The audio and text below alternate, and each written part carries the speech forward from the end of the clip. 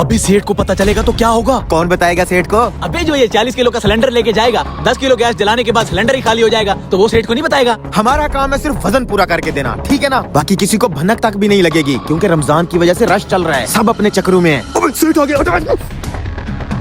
सेठ जी, ये 3 cylinder ready हैं, इसकी फिलिंग कर रहे हैं बस। उठाओ, कंधे पे रखो, मैं फिलिंग कराता हूँ। सेठ जी, आपको रोजा है, आप क्यों डिस्टर्ब हो रहे हैं? आप बैठे ना, मैं करवा देता हूँ इसको। ध्यान से फिलिंग करना। जी जी, बैठे हैं आप।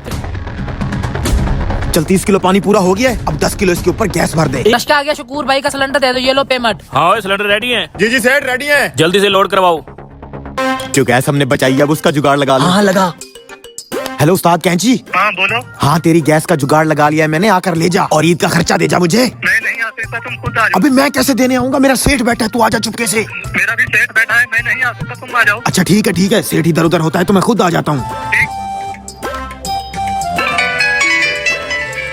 सलाम वालेकुम सेठ। मुझे तुमसे ये उम्मीद नहीं थी। कैसा माल भेजा है दुकान पे? क्या हो गया सेठ, क्यों चिल्ला रहा है? दुकान पे आ, तुझे एक चीज दिखानी है। ठीक है, अभी पहुंचता हूँ मैं। सेठ शकूर, तूने कैसी गैस भेजी है आज मेरे पास? तुझे पता भी है मेरी दुकान पे रश होता है, तेरी वजह से आज मेरी दुकानदारी डिस्टर्ब हो रही है। इन सिलेंडरों में गैस नहीं, पानी है। आ तुझे चेक करवाऊं।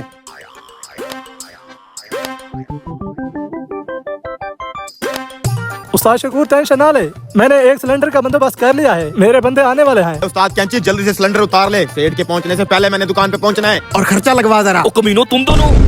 अबे तू शकूर के पास काम करता है, पहले क्यों नहीं बताया? मुझे अब समझ आ गई, ये सारा किया था ना इनका है, पकड़ इनको।